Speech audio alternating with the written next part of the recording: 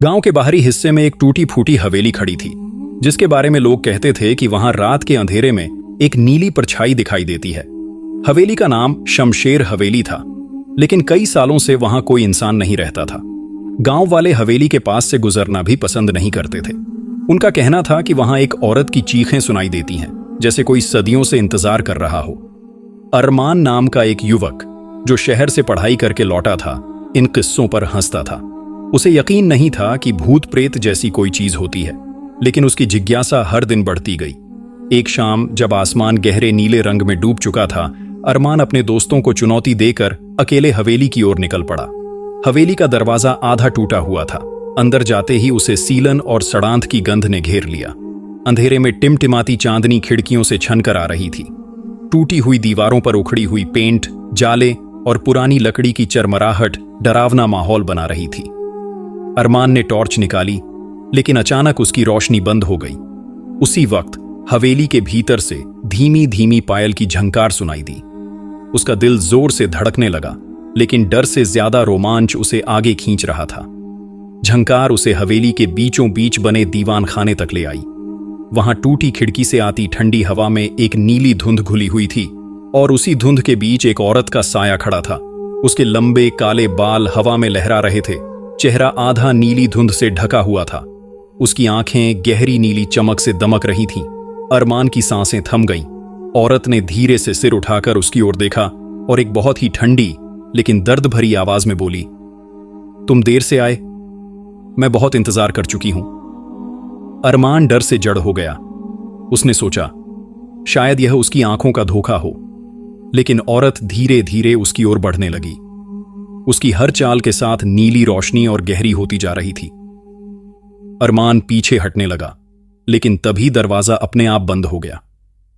हवेली की हवा अचानक भारी और सर्द हो गई, और फिर उस औरत जिन्न ने अपना हाथ आगे बढ़ाया, जैसे अरमान को अपने पास खींचना चाहती हो। अरमान की आंखें चौड़ी हो गईं। सामने खड़ी नीली औरत जिन्न उसकी ओर बढ़ रही थी। उसके चारों तरफ नीला धुआं लहरा रहा था, जैसे पूरी हवेली उसी से सांस ले रही हो। अरमान का गला सूख गया। उसने कांपती आवाज में कहा, तुम कौन हो? औरत जिन्न ठहर गई। उसकी आंखों में गुस्सा नहीं था, बल्कि एक गहरा दर्द छिपा हुआ था। उसने धीरे से कहा, मैं वही हूं जिसे जिंदा दफन कर दिया गया था। मेरी रूह अब भी इस हवेली में कैद है। अरमान ने कांपते हुए पूछा, कैसे? क्यों? औरत जिन्न का चेहरा और भी धुंधला हो गया। उसके चारों ओर की नीली परछाई अचानक तेजी से फैल गई, और हवेली की दीवारों पर जैसे काले सफेद परछाइयों की झलक नाचने लगी। अचानक हवेली के कोनों से रुदन की आवाज गूंज उठी। दीवारों पर बने पुराने चित्र हिलने लगे, और टूटी खिड़की से आती हवा मानो किसी अनजान भाषा में फुसफुसा रही थी। औरत जिन्न ने अरमान की आंखों में झांकते हुए कहा, मेरा नाम झारा है। मैं इस हवेली की मालिक की बेटी थी, लेकिन मेरी मोहब्बत एक गरीब नौजवान से हो गई थी। मेरे पिता ने इस मोहब्बत को अपनी इज्जत पर धब्बा समझा, और एक रात उसकी आवाज टूट गई। नीली धुंध और घनी हो गई। एक रात उन्होंने मुझे जिंदा इसी हवेली की दीवारों में चुनवा दिया। अरमान के पैरों तले जमीन खिसक गई। उसकी रूह तक कांप उठी। लेकिन सबसे अजीब बात यह थी कि उसे उस औरत जिन्न के लिए हमदर्दी महसूस हो रही थी। वह सोच भी नहीं पा रहा था कि सामने जो खड़ी है वह कोई खतरनाक रूह है या सिर्फ एक मजबूर मोहब्बत की कैद। ज़ारा ने अपना हाथ धीरे धीरे आगे बढ़ाया। उसकी उंगलियां धुएं जैसी थीं, लेकिन उनमें अजीब सी गर्मी और ठंडक दोनों का एहसास था। अरमान अनजाने में उसका हाथ थामने को बढ़ा। तभी अचानक पूरे हवेली में जोर की गर्जना गूंजी, जैसे कोई बहुत बड़ा दरवाजा टकराकर बंद हुआ हो। हवेली की नींव कांपने लगी। छत से धूल और मिट्टी गिरने लगी। झारा का चेहरा अचानक दर्द और गुस्से में बदल गया। उसकी नीली आंखें और भी चमक उठीं, और उसने चीखकर कहा, वो आ गया, वो हमें अलग नहीं होने देगा। अरमान घबरा गया। कौन? झारा की परछाई पीछे हटने लगी। उसकी आवाज कंपाते हुए गूंजी, मेरे पिता की रूह, वो अब भी यहां भटक रही है, और वह तुम्हें जिंदा नहीं छोड़ेगा। अचानक हवेली की दीवार पर गहरे काले धुएं से एक भयानक आकृति उभर आई। उसकी आंखें लाल लाल अंगारों की तरह चमक रही थीं। उसके साथ हवा में चीखें गूंजने लगीं। अरमान का दिल जोर जोर से धड़क रहा था। वह भागना चाहता था, लेकिन उसके पैरों में जैसे किसी ने जंजीरें डाल दी हों। और तभी झारा ने उसके कान में फुसफुसाया, डरो मत, अगर तुम मेरी मदद करोगे तो मैं तुम्हें बचा सकती हूं, लेकिन अगर पीछे हटे तो इस हवेली से तुम्हारी लाश ही निकलेगी। अरमान के सामने अब दो रास्ते थे, या तो वह हवेली से भागने की कोशिश करे और शायद जिंदा बाहर न जा पाए, या फिर उस जिन्नात औरत की मदद करे और एक अनजान खेल का हिस्सा बन जाए। उसके माथे पर पसीना चमक रहा था और झारा की नीली आंखें उसके फैसले का इंतजार कर रही थीं। अरमान की सांसें भारी हो चुकी थीं। उसके सामने एक तरफ झारा की नीली दर्द भरी परछाई थी और दूसरी तरफ काले धुएं में लिपटी हुई उसके पिता की डरावनी रूह। हवेली मानो अब जिंदा हो उठी थी। दीवारें हिल रही थीं, छत से दरारों में से चीखें निकल रही थीं और फर्श पर पुरानी ईंटें खुद ब खुद खिसक रही थीं। झारा ने अरमान का हाथ थाम लिया। उसकी उंगलियां धुएं जैसी थीं, लेकिन उनमें अजीब सी गर्माहट थी, मानो सदियों का दर्द उसमें बह रहा हो। वह बोली, अगर तुम मेरी मदद करोगे तो मैं इस कैद से आजाद हो सकती हूं। तभी यह हवेली भी शांत होगी, लेकिन उसके लिए तुम्हें मेरी किस्मत का सच जानना होगा। अरमान ने कांपते हुए पूछा, मुझे क्या करना होगा? झारा की नीली आंखों में हल्की चमक आई। तुम्हें मेरे दफन होने की जगह खोलनी होगी। वहां वो सबूत है जिससे मेरी रूह आजाद होगी। अरमान का दिल धड़कने लगा, पर तभी हवेली में गूंजती एक भारी आवाज ने सब कुछ रोक दिया। नहीं, ये औरत हमेशा कैद रहेगी। उसकी मोहब्बत ही उसकी सजा है। वह झारा के पिता की रूह थी।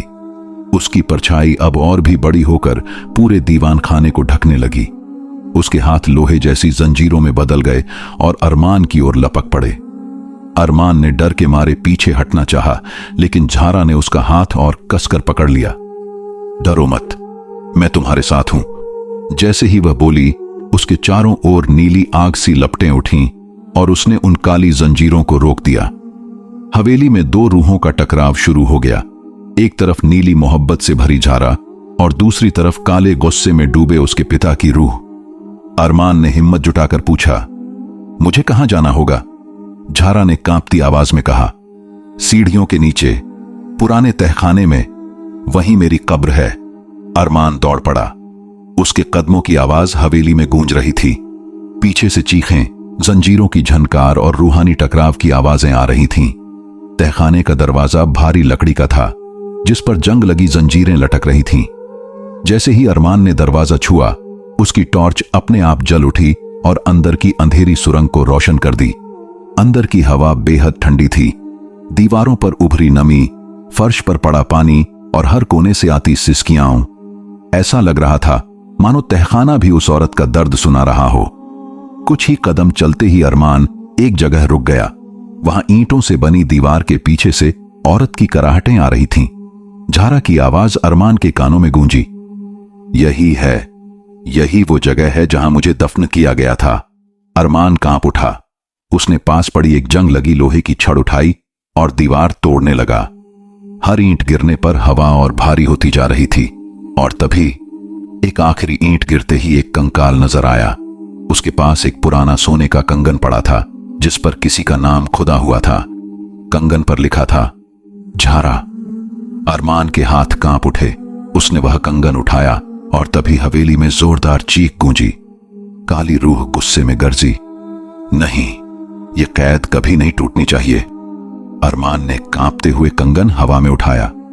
झारा की नीली परछाई उसके सामने आ गई। उसकी आंखों में अब दर्द नहीं, बल्कि एक शांत मोहब्बत चमक रही थी। धन्यवाद अरमान, तुमने मेरी मोहब्बत को पहचान लिया। अब मैं आजाद हूं। उसकी परछाई धीरे धीरे धुएं में घुलने लगी। हवेली की दीवारों से निकली चीखें बंद हो गईं। हवा शांत हो गई और नीली रोशनी धीरे धीरे गायब होने लगी। लेकिन काली रूह आखिरी बार गरजी, ये कहानी यहीं खत्म नहीं होगी। जिसने मेरी बेटी को आजाद किया है, वो अब मेरी नजर से कभी नहीं बच पाएगा। अरमान के सीने में सर्द लहर दौड़ गई। झारा की परछाई जाते जाते उसे देख रही थी, जैसे कह रही हो कि उसकी मोहब्बत अब भी बाकी है। हवेली शांत हो चुकी थी, लेकिन अरमान के अंदर अब एक सवाल गूंज रहा था, क्या उसने वाकई झारा को आजाद किया है? या फिर वो खुद उस मोहब्बत के जाल में फंस गया है।